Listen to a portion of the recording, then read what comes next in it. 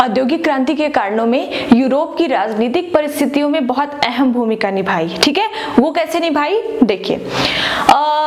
जब फ्रांस की क्रांति के दौरान या फ्रांस की क्रांति के बाद की जो घटनाएं थी, उसके पश्चात यूरोप के जो लोग थे वो अपने अधिकारों को लेकर के सजग होने लगे थे धीरे धीरे। ठीक है, तो एक तरह से यूरोप की राजनीति में ही परिवर्तन होने लगा था। वो कैसे?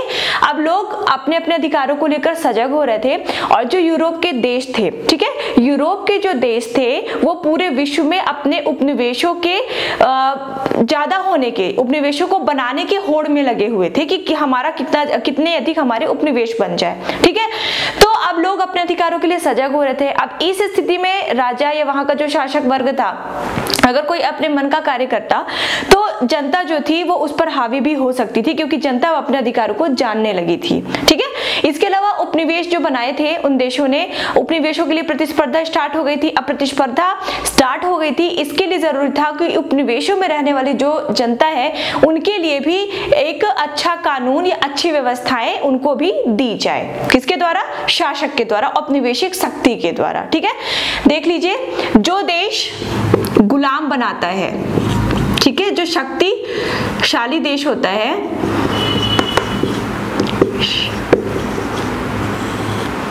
जो देश शक्तिशाली होगा वही गुलाम बनाएगा, जैसे इंग्लैंड। ठीक है, तो जो देश गुलाम बनाता है वो क्या कहलाता है? औपनिवेशिक शक्ति कहलाता है।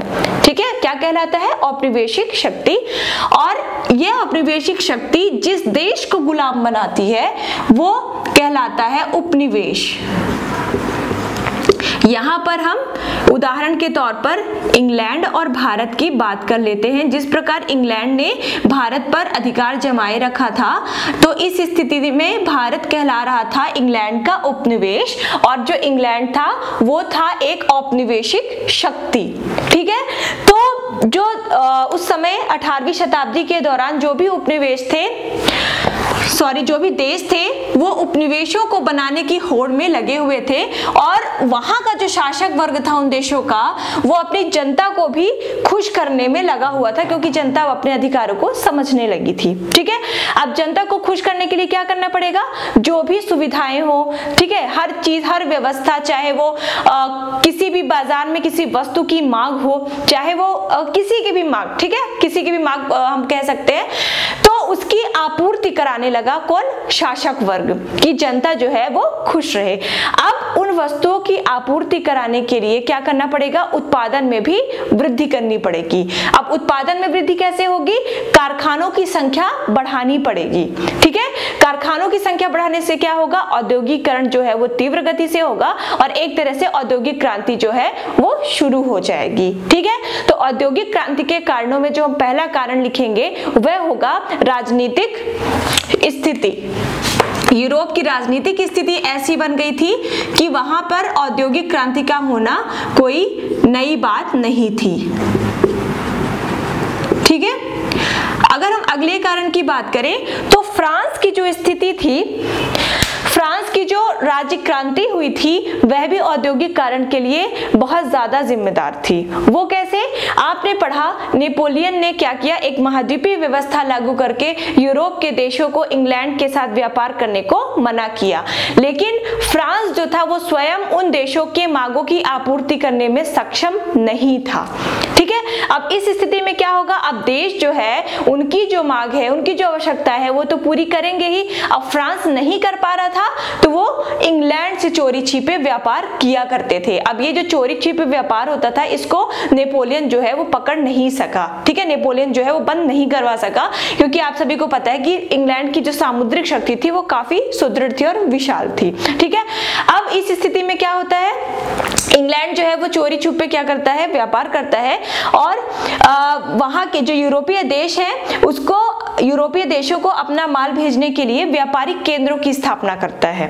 ठीक है, कौन? इंग्लैंड। इंग्लैंड जो है वो उस समय पर यूरोपीय देशों को अपना माल भेजने के लिए एक व्यापारिक केंद्र की स्थापना करता है, और इस केंद्र की स्थापना से औद्योगिक विकास शुरू हो जाता है और आगे चलकर जो औद्योगिक क्रांति के रूप में हमें दिखाई पड़ता है। ठीक है, तो इसका जो अगला कारण है वो है फ्रांस की क्रांति या फ्रांस की राज्य क्रांति। आ गया समझ में? अगला आते हैं, अब आप सभी को पता है वह दौर चल रहा था प्रबोधन काल का दौर। शिक्षा का जो प्रसार है वो धीरे धीरे शुरू हो गया था। शुरू क्या होने ही लगा था, कई सारे बुद्धिजीवी वर्ग उभर कर सामने आ चुके थे। प्रिंटिंग प्रेस का आविष्कार होने लगा था। प्रिंटिंग प्रेस के कारण विभिन्न पुस्तकों की जो छपाई थी वो बहुत ही सरलता और आसानी से कर ली जाती थी, बहुत जल्दी कर ली जाती थी। ठीक है, जिसके लिए जो ज्ञान है इसके कारण, किसके कारण, प्रिंटिंग प्रेस द्वारा पुस्तकों की बहुत तीव्र गति से छपाई होने के कारण और जनसाधारण की बोलचाल स्थानीय भाषाओं में पुस्तकों की छपाई होने के कारण जो ज्ञान है वो सर्वसुलभ हो गया। सर्वसुलभ का मतलब है कि सभी के पास जो है ज्ञान पहुंचने लगा। अब ज्ञान पहुंचेगा, लोग क्या होंगे, अपने अधिकारों के प्रति सजग होंगे, अपने अधिकारों को जानेंगे। ठीक है, और अधिकारों को जानने के अलावा अब नए अब चूंकि हमने बताया था कि प्रबोधन के दौरान विज्ञान और गणित पर ज्यादा जोर दिया गया था, तो इस कारण अब नए आविष्कार होंगे और नए आविष्कार के कारण क्या होगा, औद्योगिकीकरण को और ज्यादा बल मिलेगा। तो इसका अगला कारण क्या हो जाएगा, शिक्षा का प्रसार। शिक्षा का प्रसार। ठीक है, आगे आते हैं। देखिए पहले क्या था, पहले यदि मशीनों का निर्माण करना होता था तो कोयले को, देखिए कोयला जो है उसको पहले गलाना पड़ता है, तब तो उसे हम अपना मनचाहा आकार दे पाएंगे, मनचाहे आकार से उसे ढाल पाएंगे। तो पहले क्या था कि कोयले को गलाने के लिए लकड़ी की भट्टी का प्रयोग किया जाता था। अब लकड़ी की भट्टी द्वारा कोयले को गलाने पर बहुत ज्यादा कॉस्ट आता था, बहुत ज्यादा व्यय आता था और समय भी बहुत ज्यादा लगता था। ठीक है, लेकिन होता क्या है, इस दौरान कोयले की खोज कर ली जाती है। ठीक है, कोयले का उपयोग शुरू हो जाता है और कोयले के उपयोग शुरू होने से क्या होता है, बहुत ही आसानी से लोहे को गला दिया जाता है और लोहे को गलाने के बाद उसे मनचाहे आकार में ढाल करके और बड़ी से बड़ी और छोटी से छोटी मशीनों का निर्माण कर लिया जाता है। जिस प्रकार मैंने बताया था, इंग्लैंड में कोयला और लोहे की जो खानें थी वो अत्यधिक निकट थी, जो और ज्यादा वहां पर औद्योगिकीकरण के लिए और ज्यादा अच्छी परिस्थितियां पैदा कर देती हैं। ठीक है, तो कोयले और लोहे की उपलब्धता के कारण भी औद्योगिक क्रांति शुरू होती है और स्पेशली अगर हम बोले तो कोयले की शुरुआत के कारण या कोयले की उपलब्धता के कारण, क्योंकि लोहे का प्रयोग तो पहले से ही किया जा रहा था। ठीक है, तो अगला कारण क्या होगा इसका, लोहे की उपलब्धता। ठीक है, आगे बढ़ते हैं। अब लगभग जो पॉइंट्स है वो सेम ही है। जनसंख्या में होती है वृद्धि, जनसंख्या में वृद्धि होने से आवश्यकताएं बढ़ती है, आवश्यकताएं बढ़ने से मांग बढ़ती है और मांग बढ़ने के कारण जो कारखाने हैं वो उनकी आपूर्ति करने के लिए और ज्यादा कार्य करने लगते हैं और ज्यादा अपने कारखानों का विस्तार करने लगते हैं। ठीक है, तो एक इसका अगला कारण क्या बन जाएगा, जनसंख्या वृद्धि। जनसंख्या वृद्धि। ठीक है, अब जनसंख्या में वृद्धि जब हमने बताया था इसके पहले वाले लेक्चर में, तो हमने बताया था कि धीरे धीरे आय में भी वृद्धि होने लगती है। आय में वृद्धि होने से रहन सहन का जो स्तर है, रहन सहन का जो ढंग है वो बदलने लगता है। ठीक है, स्टेटस जो था वो मिडिल क्लास वाले अपर क्लास में जा चुकते हैं। ठीक है, क्योंकि आय में वृद्धि हो चुकी है। ठीक है, अब रहन सहन का जब स्तर जो है उनका बदलेगा, अगर कोई आज 2 व्हीलर से चल रहा था, आय में वृद्धि होने से अब वो कल 4 व्हीलर खरीदना चाहेगा। इससे क्या होगा, मांग बढ़ती जाएगी और उद्योगों का विस्तार करना पड़ेगा और औद्योगिक क्रांति जो है वो शुरू हो जाएगी। तो इसका अगला कारण एक क्या होता है, रहन सहन में वृद्धि। रहन सहन में वृद्धि। देखिए ये जो पूरा विश्व इतिहास है वो एक दूसरे से ही कोरिलेट हो रहा है। आप जब से पढ़ रहे हो आप तब से देख रहे होगे। ठीक है, आपने पुनर्जागरण से स्टार्ट किया था, पुनर्जागरण आज तक यूज आ रहा है। ठीक है, आपने इंग्लैंड की क्रांति पढ़ी, इंग्लैंड के बाद फ्रांस की क्रांति जब पढ़ी तो इंग्लैंड और फ्रांस की क्रांति में आपने संबंध भी देखा। ठीक है, अब फ्रांस की क्रांति के बाद आप जब औद्योगिक क्रांति पढ़ रहे हो तो औद्योगिक क्रांति में आपका प्रबोधन, पुनर्जागरण, फ्रांस की क्रांति, सभी चीजों का जिक्र आ रहा है। ठीक है, इसीलिए स्टार्टिंग से पढ़ना ज्यादा जरूरी है, तभी आपको जो ये लेक्चर है वो समझ में आएगा। पहले पुनर्जागरण, प्रबोधन, इंग्लैंड की क्रांति, फ्रांस की क्रांति और फिर ये वाला चैप्टर। उसके अलावा देखिए क्या होता है, अब फ्रांस की क्रांति के दौरान नेपोलियन का जो समय था, नेपोलियन ने लोगों को अपने अधिकारों के प्रति भी सजग किया, जैसा कि आपने देखा था। तो धीरे धीरे लगभग यूरोप की संपूर्ण राजनीति में तो परिवर्तन हुए ही, लोग अपने अधिकारों को जानने लगे थे। अधिकारों को जानने के अलावा अब लोगों के अंदर राष्ट्रीयता की भावना पैदा हो रही थी। राष्ट्रीयता की भावना का अर्थ यह होता है कि अब लोग जो है वो अपने देश को दूसरे देश से सर्वश्रेष्ठ समझने लगे थे, कि हमारा, जैसे हम समझते हैं हमारा देश, हमारा भारत जो है वो महान है, उसी प्रकार, क्योंकि हम क्यों कहते हैं, क्योंकि हमारे अंदर भी राष्ट्रीयता की भावना है, उसी प्रकार उस दौरान राष्ट्रीयता की भावना का विकास होने लगा था और लोग अपने देश को दूसरे देशों से क्या सर्वश्रेष्ठ समझने लगे थे और अपने देश के विकास के लिए हर संभव प्रयास करने को तैयार थे। अब देश का विकास कैसे होगा, जब उद्योगों का विकास करेंगे, ठीक है। और इस स्थिति में अपने देश को आगे लाने की जो प्रतिस्पर्धा में अब विभिन्न देश एक दूसरे के प्रतिस्पर्धी बन गए थे और उद्योगों का क्या करने लगे थे, विकास करने लगे। प्रतिस्पर्धा मतलब आप समझ सकते हैं कंपटीशन, ठीक है। जो देश थे वो एक दूसरे से कंपटीशन करने लगे थे अपने देश को आगे बढ़ाने के लिए और इस स्थिति में अधिक से अधिक उद्योगों की स्थापना जो है वो करते जा रहे थे। तो एक अलग कारण ये भी बनता है कि राष्ट्रीयता की भावना। देखिए हिंदी मीडियम है आप, तो आपको शब्दों का ज्ञान होना चाहिए, आपको शब्दों का प्रयोग आना चाहिए, इसीलिए मैं बीच बीच में शब्दों का प्रयोग करती हूँ। कुछ एक शब्दों का मैं अर्थ नहीं बता पाती हूँ इसके कंप्लीट कराने की वजह से, लेकिन मैं ज्यादातर यही कोशिश करती हूँ कि मैं आपको सारे शब्दों के जो अर्थ है वो बता दूं, ठीक है। अब आगे बढ़ते हैं।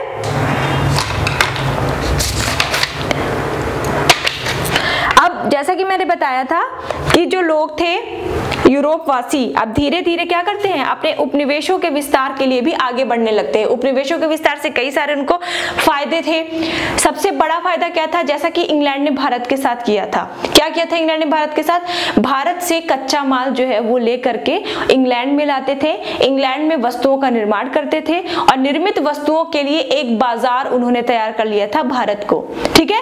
हर वस्तु को उसके दाम से 2 गुने रेट पर भारत में बेचा करते थे। आ रहा है समझ में।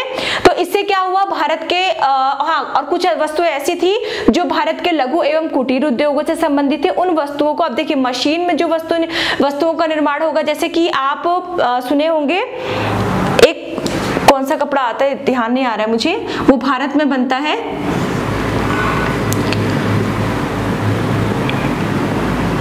सॉरी अभी मुझे याद नहीं आ रहा है, ठीक है। एक साड़ी है, मतलब एक कपड़ा है, उससे कई सारी चीजें बनती है, स्पेशली साड़ी बनाई जाती है।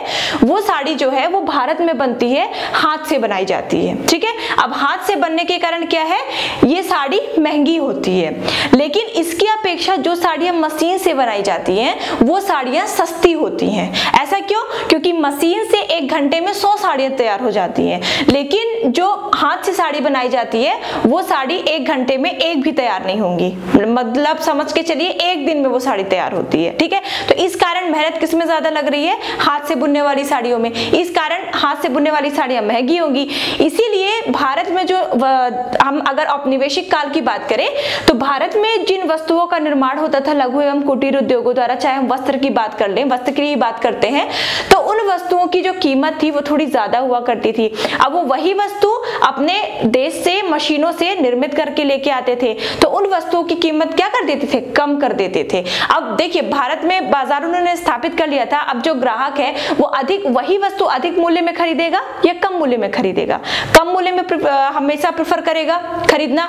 इस कारण क्या हो रहा था, भारत के जो लघु एवं कुटीर उद्योग थे वो धीरे धीरे अस्त होते चले जा रहे थे। बहुत ज्यादा बुरा प्रभाव पड़ा था भारत के लघु एवं कुटीर उद्योगों में। और ऐसी चीजें जो भारत में निर्मित नहीं होती थी, उन चीजों के लिए कच्चा माल वो भारत से लेके जाते थे, वहां पर कहां पर, इंग्लैंड में कारखानों में निर्मित करते थे और निर्मित माल को लेकर आते थे इंडिया में, भारत में, और वहां पर उसके दाम से 2 गुने रेट में बेचते थे, ठीक है। इसके कारण इन्हें इंग्लैंड की अपेक्षा वहां पर ज्यादा प्रॉफिट भी होता था और उन्हें कच्चा माल क्या था, कच्चा माल अगर हम कपास की बात करें तो अगर हम 100 रुपए की बात करें कि भारत अगर बेचेगा किसी को तो 100 रुपए बेचेगा, लेकिन औपनिवेशिक काल के दौरान वो उसे हाफ से भी हाफ रेट में लेकर जाते थे। बहुत ज्यादा घाटा होता था, आपने सुना ही होगा, जबरदस्ती किसानों से नील की खेती, व्यापारिक फसलों जैसे कपास, नील, इन सब की खेती के लिए मजबूर किया जाता था। क्यों, केवल इसी कारण से वहां सबसे ज्यादा जो प्रायोरिटी चल रही थी उस टाइम पर इंग्लैंड में वो थी उद्योगों की। औद्योगिक विकास लगातार चल चलता जा रहा था और उसके लिए कच्चे माल की जरूरत बहुत ज्यादा पड़ रही थी। ठीक है, इस साड़ी का नाम मैं जरूर बताऊंगी, शायद आप में से किसी को पता भी होगा, अभी मुझे याद नहीं आ रहा है। कभी कभार चीजें होती है ना कि माइंड से निकल जाती हैं। ठीक है, तो हाँ, हम क्या देख रहे थे कि लगातार उपनिवेश, हाँ उपनिवेश क्यों बनाए जा रहे थे, यही कच्चे माल और कर लिया करते थे। ठीक है, इनको बहुत ज्यादा औपनिवेशिक शक्तियों को, जो शक्तिशाली देश है, इनको बहुत ज्यादा लाभ होता था उपनिवेश बनाने से। अब उपनिवेशों के बनने की जो प्रतिस्पर्धा है वो लगातार चलती जा रही थी। ठीक, अब प्रतिस्पर्धा चलेगी, अधिक से अधिक उपनिवेशों का निर्माण होगा, कच्चे माल उपनिवेशों से मंगवाए जाएंगे। अब कच्चे मालों को पक्के माल में और वस्तुओं में निर्मित करने के लिए उद्योगों की आवश्यकता होगी और नए नए उद्योग जो है वो खोले जाएंगे और धीरे धीरे क्या होगा, औद्योगिकरण की प्रक्रिया जो है वो और तेजी गति से बढ़ने लगेगी। तो अगला कारण क्या हुआ, उपनिवेशों का आविष्कार।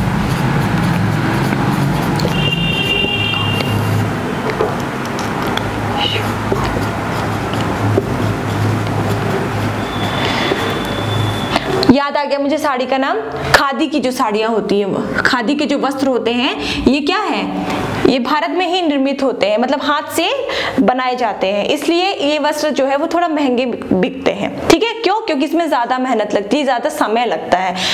तो हाँ, ये हो गया उपनिवेशों का आविष्कार, सॉरी आविष्कार नहीं, विकास। ठीक है, उपनिवेशों का विकास। और प्रबोधन काल में शिक्षा का विकास हो रहा था, साइंस और मैथ्स पर ज्यादा बल दिया जा रहा था, विज्ञान और गणित पर। ठीक है, इसके कारण विभिन्न वैज्ञानिक आविष्कार किए जा रहे थे। विभिन्न आविष्कारों से लोगों को औद्योगिकरण में बहुत ज्यादा मदद मिलती थी। देखिए, मशीनों का आविष्कार होगा तो उद्योगों को और ज्यादा मदद, अगर हम कपड़े बनाने वाली कोई मशीन की बात करें तो अगर किसी वैज्ञानिक ने यदि कपड़े बनाने वाली मशीन का क्या कर दिया है, विकास कर दिया है, तो कपड़े बनाने क्या हो जाएंगे, बहुत ज्यादा आसान हो जाएंगे। तो वैज्ञानिक आविष्कारों ने भी बहुत ज्यादा यहाँ पर औद्योगिक क्रांति को प्रोत्साहित किया। वैज्ञानिक आविष्कार। अब देखिए, इसमें क्या याद करने वाली बात थी, ना तो ऐसी कोई समझने वाली बात थी, ना कोई याद करने वाली बात थी। मुझे तो लगता है आप सबको बहुत अच्छे से याद भी हो गई होंगी चीजें। ठीक है, तो रटा मत किया करिए, बस हाँ ये है कि चीजों को समझ करके और अपने से लिखने की कोशिश किया करें कि हमें आंसर का फॉर्मेशन कैसे देना है, आंसर्स को हमें कैसे लिखना है। ठीक है, तो ये हो गया औद्योगिक क्रांति के कारण। औद्योगिक क्रांति का प्रसार जो है वो सबसे पहले कहाँ हुआ था, पता है, मैंने बताया आपको, इंग्लैंड में हुआ था। अब इंग्लैंड से अन्य देशों में कैसे गया, किन किन देशों में गया, ये चीजें आपको नोट्स में मिल जाएंगी। ये एक स्टोरी है, आप एक बार पढ़ लेंगे तो आपको याद हो जाएगी। ठीक है, तो अगले लेक्चर में हम क्या देखेंगे, इंग्लैंड की औद्योगिक क्रांति के परिणाम क्या हुए, इसके क्या क्या प्रभाव दिखाई पड़े। तो मिलते हैं अगले चैप्टर में।